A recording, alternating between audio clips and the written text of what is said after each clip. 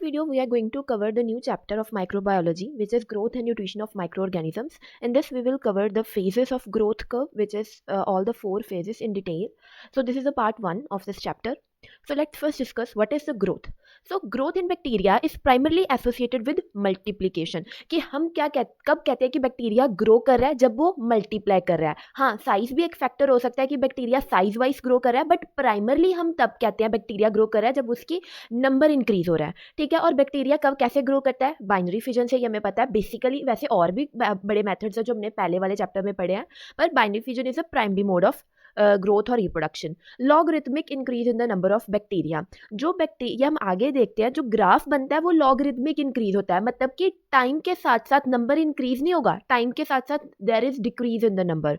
Something grows, logarithmic का मतलब क्या है? Something grows at a decreasing rate over time where the increase become progressively smaller. फिर हम पढ़ते हैं यहाँ पर हमने क्या देखा कि ग्रोथ कैसे करता है बैक्टीरिया. बेसिकली ग्रोथ का मतलब क्या बैक्टीरियल टर्म्स में? मल्टीप्लिकेशन. बाइनरी फिजन के थ्रू करता है. एंड ग्रोथ होती कैसे है? लॉगरिथमिक ग्रोथ होती है, मतलब टाइम के साथ ग्रोथ डिक्रीज होती है. फिर हम पढ़ेंगे एक term which is generation time और also known as population doubling time. इसका क्या मतलब है? It is the time required for a bacterium to give rise to two daughter cells. कि एक बैक्टीरिया को कितना टाइम लग रहा है रिप्रोडक्शन में, 2 डॉटर सेल्स प्रोड्यूस करने में, उसको कहते हैं जनरेशन टाइम. ये बाइनरी फिजन होती है, तुम्हें पता है. फॉर एग्जाम्पल ये हम पढ़ रहे हैं जनरेशन टाइम. इकोलाई का जनरेशन टाइम, ये एग्जाम्पल्स तुमने याद रखनी है. इकोलाई का जनरेशन टाइम 20 मिनट्स है. माइकोबैक्टीरियम ट्यूबरकुलोसिस का 20 आवर्स है. एंड माइकोबैक्टीरियम लैप्रे का 20 डेज है. तीनों में 20-20 है. इकोलाई छोटा है तो उसमें बस मिनट. ये माइकोबैक्टीरियम ट्यूबरकुलोसिस, इसमें आवर्स लग रहे हैं और लैप्रे में डेज लग रहे हैं. फिर हम पढ़ रहे हैं अब the main topic which is bacterial growth curve. तो हम पहले उन्होंने यहाँ पर क्या बताया कि जो बैक्टीरिया की ग्रोथ होती है हम देखते हैं कहाँ पर है? हम एक लिक्विड मीडियम या जिसको ब्रॉथ कहते हैं, वहाँ पर हम बैक्टीरिया की ग्रोथ को ऑब्जर्व करते हैं. तो ये मैंने तुम्हें पहले बताया. बैक्टीरियल ग्रोथ 2 टर्म्स में होती है, by increasing in size and increase in number. हम बैक्टीरियल ग्रोथ किस में देखते हैं? एक कीमोस्टैट होता है which is a device. This is the figure of chemostat. इसके थ्रू हम बैक्टीरियल ग्रोथ को ऑब्जर्व कराते हैं और बैक्टीरिया की ग्रोथ को प्रमोट भी करा रहे हैं. कीमोस्टैट हम क्यों यूज करते हैं? पर्पस क्या कीमोस्टैट यूज करने का? क्योंकि टाइम के साथ जो उस मीडियम में न्यूट्रिएंट्स हैं वो एग्जॉस्ट हो रहे हैं, क्योंकि बैक्टीरिया उनको यूटिलाइज करके ग्रो रहा है ना. और दूसरी बात क्या है कि इतना वहाँ पर मेटाबॉलिज्म वगैरह सभी बैक्टीरियाज हैं, उनकी मेटाबॉलिक एक्टिविटी हो रही है, तो उसके कारण टॉक्सिक सब्सटेंस प्रोड्यूस हो रहा है, मतलब कि टॉक्सिक वेस्ट एक्यूमुलेशन हो रही है. तो इन दो चीज़ों को नॉर्मलाइज करने के लिए, मेंटेन करने के लिए हम कीमोस्टैट का यूज़ कर रहे हैं, ताकि उसको टाइम टू टाइम न्यूट्रिएंट्स भी मिले अपनी ग्रोथ के लिए, और जो एक्सेस ऑफ टॉक्सिक सब्सटेंसेज है उनको रिमूव भी कर दे. ये कीमोस्टैट का पर्पस है, इसलिए हम बैक्टीरियल ग्रोथ कीमोस्टैट की मदद से करवाते हैं. ये उसकी फिगर है. उसके बाद हम पढ़ रहे हैं जो हमने अभी देख लिया कि एंड द नंबर, कितना नंबर इंक्रीज हुआ है, कितनी ग्रोथ हो रही है in relation to time, that is known as growth curve. And this is how it looks. It includes 4 phases: lag phase, log phase, stationary phase and death phase. तो जब हम number of bacteria को time के relation में एक curve put करते हैं, उसको हम कहते हैं बैक्टीरियल ग्रोथ कर्व. अब हम पढ़ते हैं टाइप्स की. हम जो ग्रोथ होती है, जो हम नंबर काउंट करते हैं, वो 2 तरीके का है. एक तो हम टोटल काउंट करेंगे, मतलब कि जो बैक्टीरिया लिविंग है एंड जो डेड है, दोनों को काउंट करेंगे, तो वो हो गया टोटल काउंट. दूसरा viable count, only those bacteria which are living, हम सिर्फ उनको काउंट करें, then that is known as viable count. तो टोटल काउंट में क्या है? सारे बैक्टीरिया, चाहे वो डेड है चाहे लिविंग, दोनों. वायबल काउंट में only those which are capable of growing and producing a colony, मतलब कि जो लिविंग है उनको काउंट कर रहे हैं. तो ऐसे बैक्टीरियल ग्रोथ कर्व हम 2 बेसिस पे फॉर्म कर रहे हैं, कि वो ग्रोथ सिर्फ हम लिविंग वाली देख रहे हैं कि वहां पर इतने बैक्टीरिया है, या सिर्फ लिविंग और डेड दोनों देख रहे हैं. फाइन. अब हम पढ़ रहे हैं phases of bacterial growth curve. हमने पहले देख लिया lag phase, log phase also known as exponential phase, stationary phase and the last is death और डिक्लाइन फेज. ठीक है. ये फेजेस है. ये ग्राफ बहुत इंपॉर्टेंट है, ये बनाना सीखना पड़ेगा. ये लैग फेज है. फिर जब एक जो राइज उनके नंबर में हो रहा है, दैट इज लॉग फेज. फिर एक टाइम पे आके डेथ और जो उनकी प्रोडक्शन है वो दोनों सेम हो जाएगी, दैट इज स्टेशनरी फेज. और एक टाइम पे डेथ ज़्यादा होने लग पड़ेगी, दैट इज डेथ फेज. इनको हम डिटेल में देखेंगे अभी. तो पहला आ गया लैग फेज. ठीक है. लैग फेज क्या होगा? The lag phase is the initial period after bacteria are introduced into a new environment before they start actively dividing. तो लैग फेज क्या है? पूरे बैक्टीरियल ग्रोथ कर्व का फर्स्ट फेज है. ये फेज कब आता है? जब हम बैक्टीरिया को उनके प्राइमरी इन्वायरमेंट में, मतलब जहाँ पर वो पहले थे, मे बी वो सॉइल में थे, मे बी किसी के ब्लड में थे, मे बी वो एयर में थे, प्राइमरी इन्वायरमेंट से एक न्यू इन्वायरमेंट में जब हम उनको ट्रांसफर कर रहे हैं, तो तब उस फेस में वो अडेप्ट करने की जब कोशिश कर रहे होते हैं उसको हम कहते हैं लैग फेस। जब बैक्टीरिया प्राइमरी इन्वायरमेंट से न्यू इन्वायरमेंट में ट्रांसफर किए जाते हैं और वो अडेप्ट करते हैं तो उस अडेप्टेशन के पीरियड को हम लैग फेस कहते हैं। और इसका जो ड्यूरेशन है it depends on bacterial species, medium, composition and environmental condition. अब इस केस में जो सेल की एक्टिविटी होती है कुछ भी नहीं होती, यहाँ पर बस अभी अडेप्ट कर रही है, हम फीचर्स पढ़ रहे हैं, ठीक है, लैग फेस के फीचर्स पढ़ रहे हैं कि इस फेस में सेल एक्टिविटी नहीं होती, पर जो सेल्स होते हैं वो मेटाबॉलिकली एक्टिव होते हैं and are adjusting to new environment. और अभी ये प्रिपरेशन कर रहे हैं, वो अडेप्ट कर रहे हैं ना, तो इस फेस में वो अपने एंजाइम्स, प्रोटीन या मेटाबॉलिक पाथवेज इन सबको सिंथेसाइज कर रहे होते हैं ताकि वो अडेप्ट कर सके टू अवेलेबल न्यूट्रिएंट्स। समझ आ गया मैंने क्या किया? लैग फेस में वो अडेप्टेशन कर रहे हैं। इसमें जो सेल है कोई भी उनमें इंक्रीज नहीं आ रहा, सेल नंबर में इंक्रीज नहीं आ रहा, बट हाँ सेल मेटाबॉलिकली एक्टिव है और वो न्यू एनवायरनमेंट में एडजस्ट कर रहा है। और अभी इस अडेप्टेशन के पीरियड के दौरान वो enzymes, proteins, pathways, metabolic pathways को सिंथेसाइज कर रहा है ताकि वो अच्छे से अडेप्ट हो जाए। आगे समझ। अब हम नेक्स्ट फेज पढ़ रहे हैं which is logarithmic phase, also known as exponential phase. Exponential, जब हम कहते हैं ना एक्सपोनेंशियल ग्रोथ हो रही है, मतलब टाइम के साथ ग्रोथ डबल हो रही है। अब उस फेज में क्या था, नंबर ऑफ सेल्स इंक्रीज नहीं हो रहे थे, बट लॉग फेज में अब नंबर ऑफ सेल्स इंक्रीज हो रहे हैं। ये देखो, अब ये लैग फेज था कुछ नहीं, बस यहाँ पर उसने अडेप्ट ही करना था और कुछ नहीं किया, कोई नंबर ऑफ सेल्स नहीं इंक्रीज हो रहे, बस सेल्स मेटाबॉलिकली एक्टिव थे। पर यहाँ अब वो बैक्टीरियल सेल्स क्या है, एक्सपोनेंशियल ग्रोथ शो कर रहे हैं, टाइम के साथ नंबर इंक्रीज हो रहा है, डबल हो रहा है actually. After the lag phase when bacteria adapt to their environment they enter this phase where rapid growth occurs. इसके फीचर्स क्या है, रैपिड सेल डिवीजन हो रही है, यहाँ पर मैंने तुम्हें बता दिया। यहाँ पर जो बैक्टीरिया है वो मैक्सिमम रेट पे बाइनरी फिजन अंडरगो कर रहे हैं, मतलब रिप्रोडक्शन कर रहे हैं। एक्सपोनेंशियल ग्रोथ हो रही है, मतलब कि it population is doubling at regular intervals. Metabolically active ही रहेंगे तभी तो वो रिप्रोड्यूस कर पा रहे हैं, तो ये भी एक फीचर है, ठीक है। उसके बाद न्यूट्रिएंट अबंडेंस, अब वो इतनी ज़्यादा डबल नंबर में वो इंक्रीज हो रहा है, मतलब कि इस फेज में उनके पास न्यूट्रिएंट अबंडेंट अमाउंट में प्रेजेंट है, प्लेंटी ऑफ न्यूट्रिएंट्स। और अभी इस फेज में जब जो बैक्टीरियाज है वो इतना ग्रो कर रहे हैं, उस फेज में they are most sensitive to antibiotics. मतलब कि जब कोई भी बैक्टीरिया इस फेज में आता है ना, तो कोई भी एंटीबायोटिक है उस फेज में वो सबसे ज़्यादा उस एंटीबायोटिक के लिए सेंसिटिव बन जाता है कि वो एंटीबायोटिक अब उसको किल कर सकता है, सबसे ज़्यादा वो वल्नरेबल इस फेज में है, ठीक है। एक ये भी तुम फीचर लिख सकते हो इस फेज का कि इस फेज में आके bacteria they become very sensitive to antibiotics. And shorter generation time, इतनी जल्दी तो वो रिप्रोड्यूस कर रहा है। मैंने क्या कहा था, जनरेशन टाइम क्या है, जब बैक्टीरिया रिप्रोडक्शन में जो टाइम ले रहा है उसको हम कह रहे थे जनरेशन टाइम। तो यहाँ पर तो वो डबल अमाउंट में उनका नंबर इंक्रीज हो रहा है, मतलब ऑब्वियस है जनरेशन टाइम बहुत कम है। पहले हम इसको रिवाइज कर ले, हमने पढ़ा एक्सपोनेंशियल ग्रोथ होती है, मतलब कि सेल डिवीजन रैपिड हो रही है, वो समझ आ गया। मेटाबॉलिकली एक्टिव रहेंगे, इतनी ग्रोथ हो रही है, मतलब न्यूट्रिएंट अबंडेंट अमाउंट में है। और इस फेस में bacteria become very sensitive to antibiotics, और इस केस में इतनी तेज रिप्रोडक्शन हो रही है, इसलिए जनरेशन टाइम भी शॉर्टर है। ये इसके फीचर्स है, ये भी क्लियर। नेक्स्ट आता है स्टेशनरी फेस। अब स्टेशनरी मतलब बैलेंस आ गया है, जितने वो ग्रो कर रहे हैं, मतलब जितना उनका नंबर इंक्रीज हो रहा है उतने ही वो मर रहे हैं। So death is equal to the number of bacteria being reproduced, एक इक्विलिब्रियम आ जाता है इसमें। ये स्टेशनरी फेस है, देखो कोई इंक्रीज नहीं हो रहा, कोई डिक्रीज नहीं हो रहा, दोनों में इक्विलिब्रियम आ गया। इसमें की फीचर्स क्या होंगे तुम खुद दिमाग लगाओ। पहले वाले में अगर इतनी ज्यादा रिप्रोडक्शन हो पा रही थी, मतलब न्यूट्रिएंट्स अबंडेंट थे, पर इसमें क्या है, अब न्यूट्रिएंट्स डिप्लीशन हो रही है। और दूसरी बात, वेस्ट एक्यूमुलेशन हो रही है। पिछले फेज में इतनी ज़्यादा ग्रोथ होगी, इतने सारे बैक्टीरिया हो गए, जिसके कारण मेटाबॉलिक एक्टिविटी भी उनकी उतनी ज़्यादा होगी, तो वेस्ट भी बहुत ज़्यादा उन्होंने प्रोड्यूस किया। इसलिए इस फेज में इतना ज़्यादा वेस्ट एक्यूमुलेशन होने के कारण डेथ हो रही है, इतने ज़्यादा न्यूट्रिएंट्स डिप्लीशन के कारण डेथ हो रही है। तो ये दो पॉइंट्स भी क्लियर है। ऑक्सीजन लिमिटेशन होनी स्टार्ट हो जाएगी इस फेज में। Growth rate equal to death rate, ये भी ठीक है। स्ट्रेस रिस्पॉन्स एक्टिवेशन, क्योंकि अब बैक्टीरिया के पास न्यूट्रिएंट्स की डेफिशिएंसी हो रही है, ऑक्सीजन की भी डेफिशिएंसी हो रही है। तो अब इस फेज में, स्टेशनरी फेज में, जो bacterias like bacillus and clostridium they produce endospores, ठीक है। एंड एक तो ये एंडोस्पोर्स प्रोड्यूस करने लग पड़ते हैं, दूसरा ये एंटीबायोटिक्स भी प्रोड्यूस करने लग पड़ते हैं, ताकि वो दूसरे अपने से दूसरे बैक्टीरियाज के साथ कंपटीशन कर सके, उनको मार दे, ताकि जो बचे कुछ न्यूट्रिएंट्स है वो खुद यूज करके अपनी ग्रोथ करवा सके।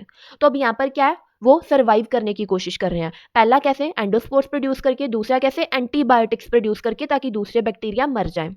और इसमें क्या होता है, विरुलेंस फैक्टर प्रोडक्शन, मतलब कि टॉक्सिन प्रोडक्शन इंक्रीज हो जाती है इस फेज में। इसको रिवाइज कर लेते हैं। अब देखो स्टेशनरी फेस आ गया, मतलब बर्थ रेट डेथ रेट के इक्वल आ रहा है। ये कब होगा, डेथ मतलब यहाँ पर अब ग्रोथ कम होने लग पड़ी, क्यों, क्योंकि न्यूट्रिएंट डिप्लीशन स्टार्ट होने लग पड़ी, ऑक्सीजन की भी डेफिशिएंसी होगी, वेस्ट एक्यूमुलेट हो गया, ठीक है। अब इतना ज़्यादा अब उनमें कंपटीशन आ जाएगा, इसलिए स्ट्रेस रिस्पॉन्स एक्टिवेट हो जाएगा, जिसमें वो क्या करेंगे, एंडोस्पोर्स प्रोड्यूस करेंगे, एंटीबायोटिक्स प्रोड्यूस करने लग पड़ेंगे, और इस फेज में विरुलेंस फैक्टर प्रोडक्शन हो जाती है। लास्ट फेज इज डेथ और डिक्लाइन फेज। ये final stage of bacterial growth curve. इस केस में क्या होगा कि बैक्टीरिया की डेथ बहुत ज़्यादा राइज होगी, मतलब उनका नंबर बहुत ज़्यादा डिक्रीज होना स्टार्ट हो जाएगा।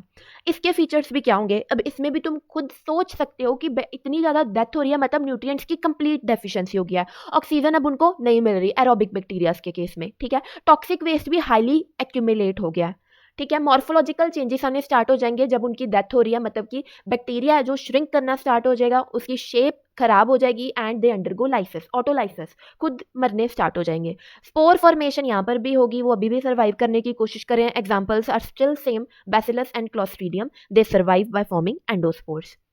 तो इतना समझ आ गया डेथ क्यों हो रही है इतनी ज़्यादा, क्योंकि न्यूट्रिएंट्स भी गए, ऑक्सीजन भी गया, वेस्ट बहुत ज़्यादा हो गया है, मॉर्फोलॉजिकल चेंजेस आ रहे हैं उनमें, स्पोर फॉर्मेशन कर रहे हैं इस फेस में। फिर हमने नेक्स्ट टॉपिक पढ़ना है bacterial mode of nutrition. Next topic करते हैं which is bacterial mode of nutrition of the same chapter which is growth and nutrition of micro organisms.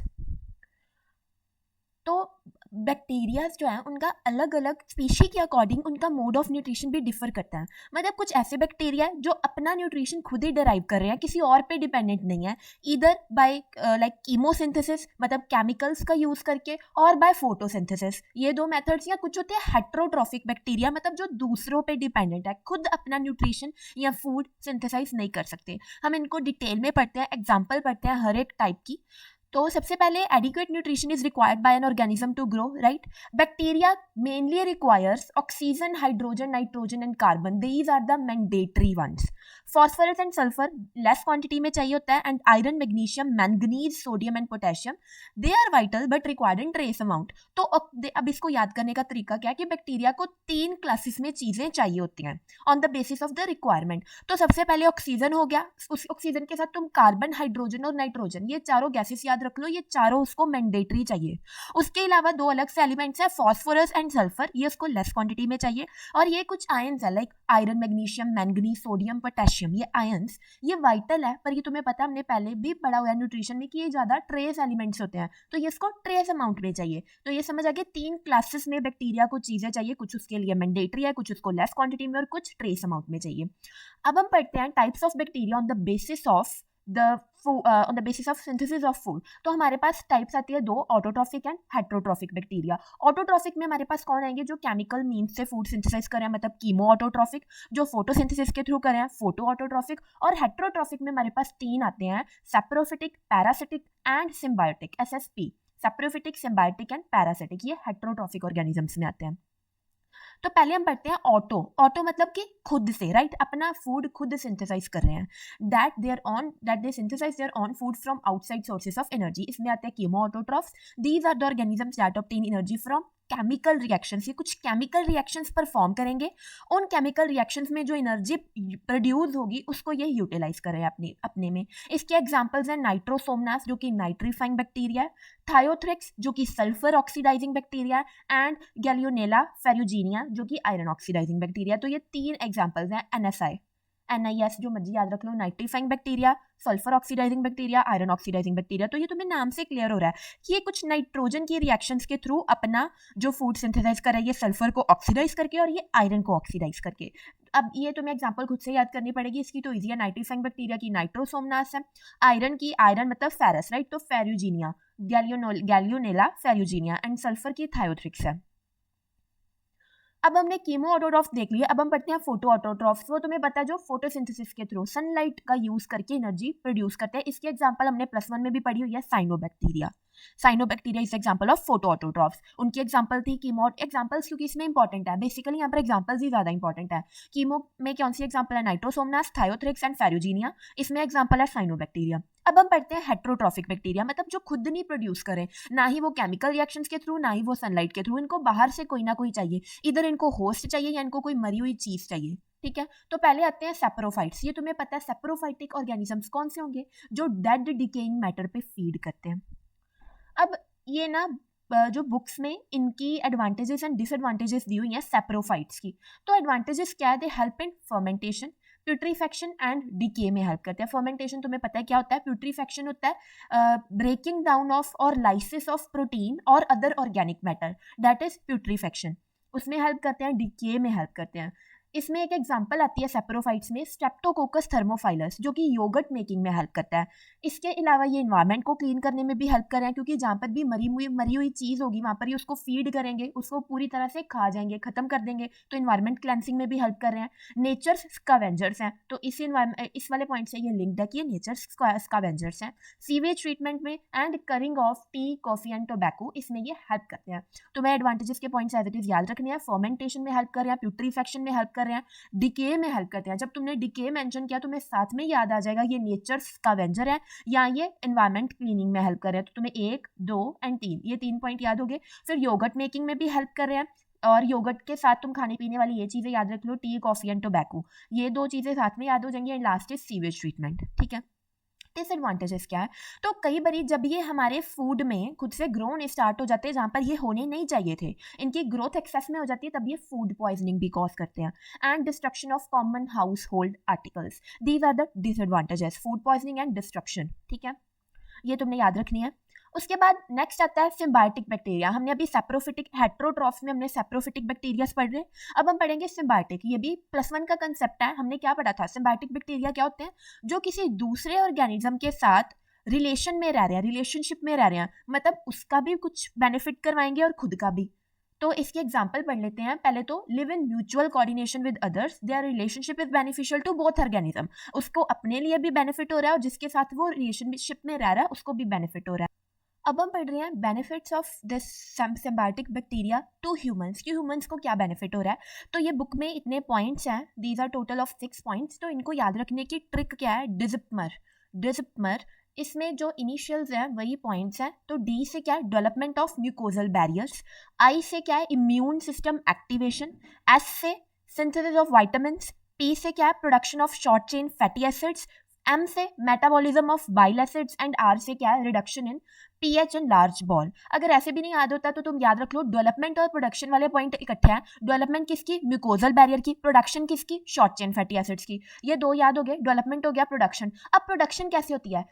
किसी चीज की प्रोडक्शन कब कैसे होगी? जब हम उसको सिंथेसाइज करेंगे। नेक्स्ट प्रोडक्शन के बाद आता है point synthesise, synthesis of vitamins. ठीक है, अब सिंथेसिस कैसे होती है? जब मेटाबॉलिज्म होती है। नेक्स्ट पॉइंट है मेटाबॉलिज्म ऑफ बाइल एसिड्स। फिर जब चीजों की मेटाबॉलिज्म हो जा रही है एक टाइम पे रिडक्शन हो जाएगी। Next is reduction in pH and large ball. Last वाला है इम्यून सिस्टम एक्टिवेशन। डेवलपमेंट और प्रोडक्शन, ये 2 याद हो गए। प्रोडक्शन कैसे होगी? सिंथेसिस के थ्रू। सिंथेसिस कब होती है? जब मेटाबॉलिज्म होगी। मेटाबॉलिज्म के कारण रिडक्शन रहेगी। Last point is immune system activation. I hope benefits of symbiotic bacteria to humans, ये पॉइंट्स याद हो गए।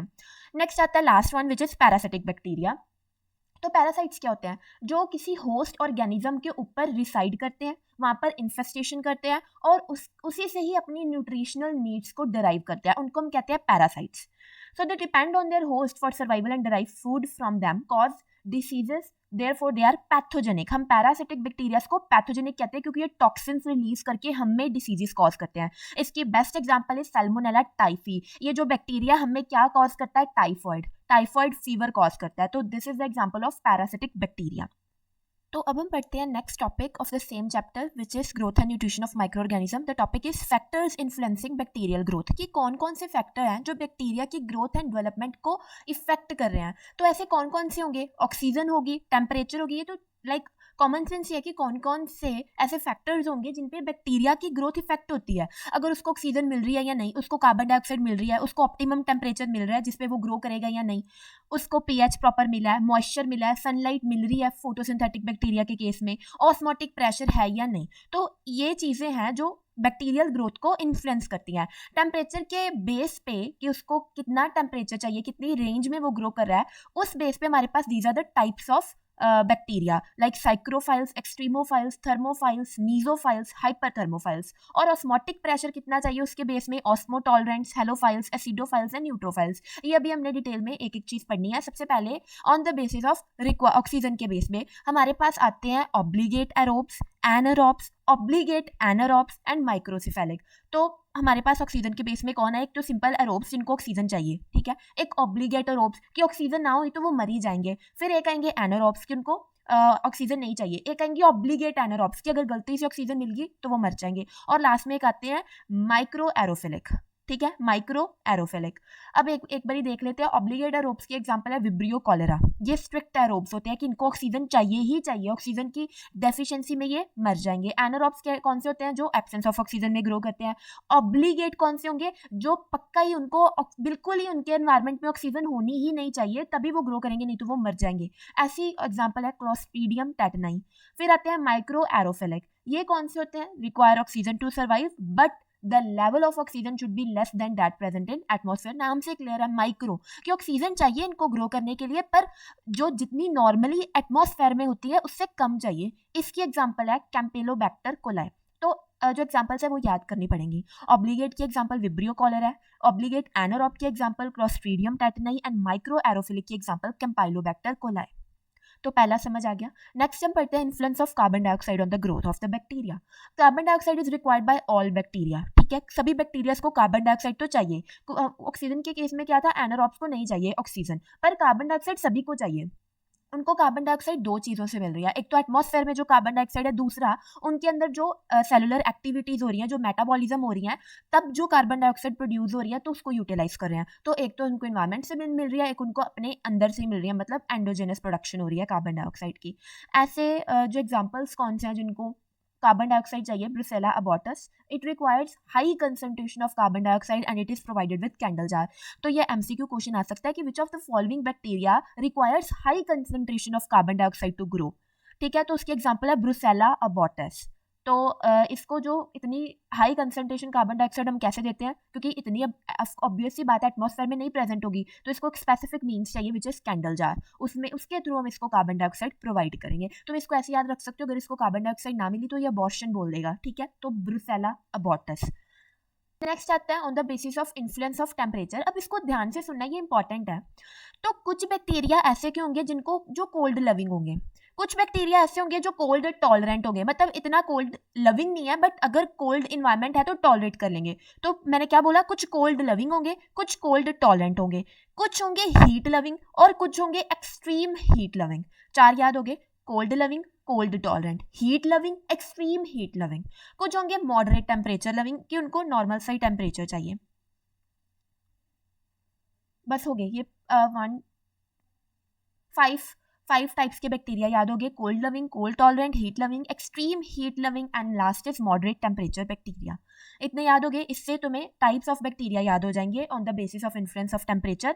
तो कोल्ड लविंग बैक्टीरिया है साइक्रोफाइल्स, जिनको कोल्ड अच्छा लगता है, ठीक है। ये किस टेम्परेचर पे ग्रो करते हैं, -5 to 30 डिग्री सेंटीग्रेड पे। तो इतना टेम्परेचर इनको कहाँ पर मिलेगा, ocean, deep ocean water, polar regions and refrigerated food. इसके एग्जाम्पल है स्यूडोमोनास एंड क्लॉस्ट्रीडियम, एटलीस्ट ये दो याद रख लेना। फिर आते हैं मॉडरेट, एम से है moderate temperature bacteria. Moderate temperature कितना होता है, 20 to 45 डिग्री सेंटीग्रेड, ठीक है। Include most human pathogen since body temperature is 37 degree centigrade. तो मीजोफाइल्स जो ये बैक्टीरियाज होते हैं, ये मोस्टली हमारे जो अंदर इन्फेस्टेशन करते हैं वो बैक्टीरियाज इनमें आते हैं जो ह्यूमन पैथोजन्स होते हैं, क्योंकि हमारी बॉडी टेम्परेचर भी तो 37 डिग्री सेंटीग्रेड है, इस रेंज में ही लाई कर है। तो मोस्ट ह्यूमन पैथोजन्स ही मीजोफाइल्स होते हैं। इनकी एग्जांपल है इकोलाई, वो हमें होता है, स्टेफाइलोकोकस ऑरियस, ये भी हमें पाया जाता है। तो ये दो बैक्टीरियाज आर मीजोफाइल्स, ठीक है। ये दो याद हो गए। उसके बाद हम पढ़ रहे हैं हाइपर थर्मोफाइल्स। नाम से क्लियर है, hyper thermo, extreme heat loving bacterias. इनको extreme temperature 80 to 113 degree centigrade temperature इनको चाहिए होता है ग्रोथ करने के लिए। ये अब इतना ज़्यादा टेम्परेचर उनको कहाँ पर मिलेगा, डीप सी हाइड्रोथर्मल वेंट्स में या वॉल्केनिक इन्वायरमेंट्स में। तो नाम से ही इसके एग्जांपल है मिथेनोकोकस। इतनी हीट है, जहाँ पर इतनी हीट होगी वहाँ पर मीथेन गैस रिलीज हो रही होगी, बस याद करने का तरीका है। तो मिथेनोकोकस इसकी एग्जांपल है। फिर आते हैं एक्सट्रीमोफाइल्स, वो हाइपर थर्मोफाइल्स थे, एक्सट्रीम हीट लविंग थर्मो, ठीक है, टेम्परेचर, एक्सट्रीम टेम्परेचर। और ये एक्सट्रीमोफाइल्स मतलब कि कोल्ड टॉलरेंट, इनको -20 degree centigrade to 10 degree centigrade चाहिए होता है, और ये रेफ्रिजरेटेड फूड आइटम्स में प्रेजेंट होते हैं। एग्जाम्पल इज क्लेमाइडोमोनास, ठीक है। सी से कोल्ड टॉलरेंट, सी से क्लेमाइडोमोनास इसकी एग्जाम्पल है। फिर आते हैं थर्मोफाइल्स, वो हाइपर थर्मोफाइल्स है, एक्सट्रीम हीट लविंग, ये थर्मोफाइल्स है हीट लविंग, ठीक है। इनको कितना चाहिए 25 to 80 डिग्री सेंटीग्रेड टेम्परेचर चाहिए। ये हॉट स्प्रिंग में, compost piles and geothermal vents में प्रेजेंट होते हैं। टी से थर्मोफाइल्स, टी से Thermus aquaticus, this is the example of the bacteria which is thermophilic. एक बार इसको रिवाइज कर लें, जो ट्रिक देख लेते हैं इसको कैसे याद कर सकते हैं इन्फ्लुएंस ऑफ टेम्परेचर में। तो कोल्ड लविंग, तो ये थोड़े साइको से होते हैं, इनको पता नहीं ठंड बहुत ज़्यादा चाहिए होती है, -5 to 30 डिग्री सेंटीग्रेड। तो कोल्ड लविंग में आते हैं साइक्रोफाइल्स, ठीक है। फिर आते हैं मीजोफाइल्स, ये तो मॉडरेट, एम से मॉडरेट लविंग जो टेम्परेचर उसमें आते हैं मीजोफाइल, जो जब बेसिकली ह्यूमन पैथोजेंस होते हैं।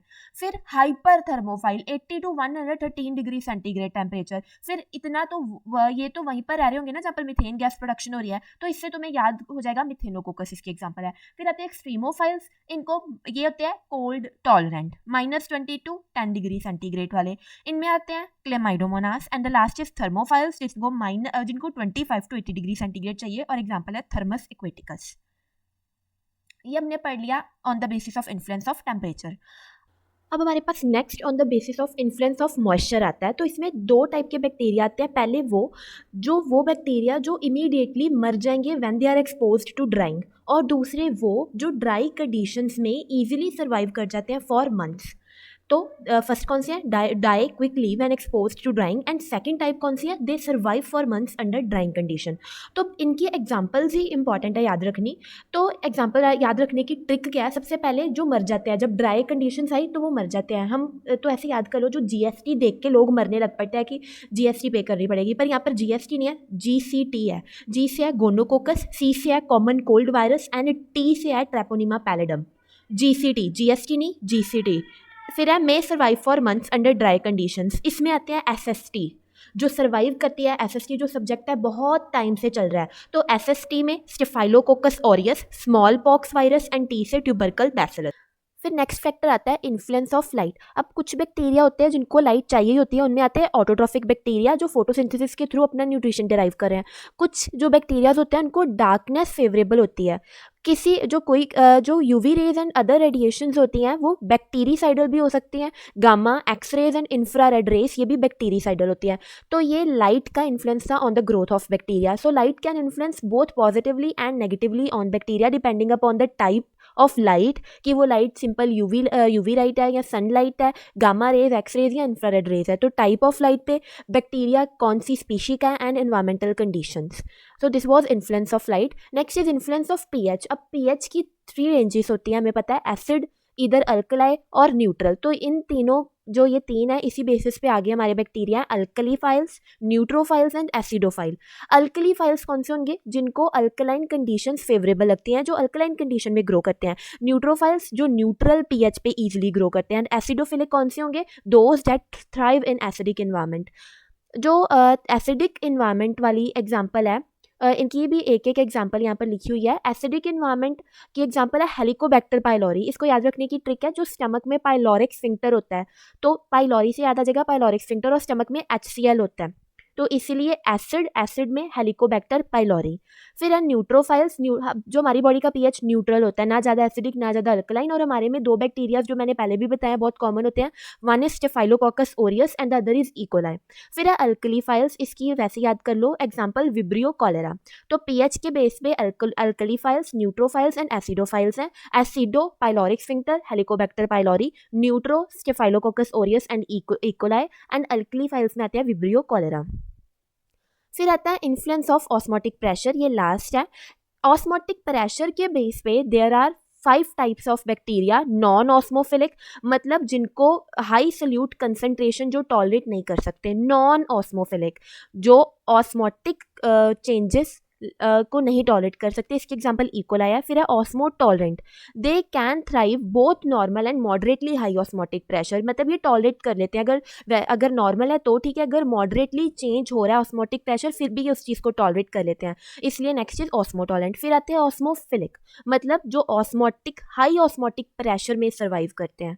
हेलोफाइल्स कौन से होंगे, halo is related to salt, high salt concentration में ग्रो करने वालों को हम कहते हैं halophiles. Next are xerophiles which grows in dry environment. तो ऐसे बैक्टीरियाज जो ड्राई एनवायरनमेंट में ग्रो करते हैं उनको कहते हैं जीरोफाइल्स। तो ऑस्मोटिक प्रेशर में एक होंगे non osmophilic, osmophilic, osmo tolerant, and last दो फाइल्स हैं हेलोफाइल्स एंड जीरोफाइल्स।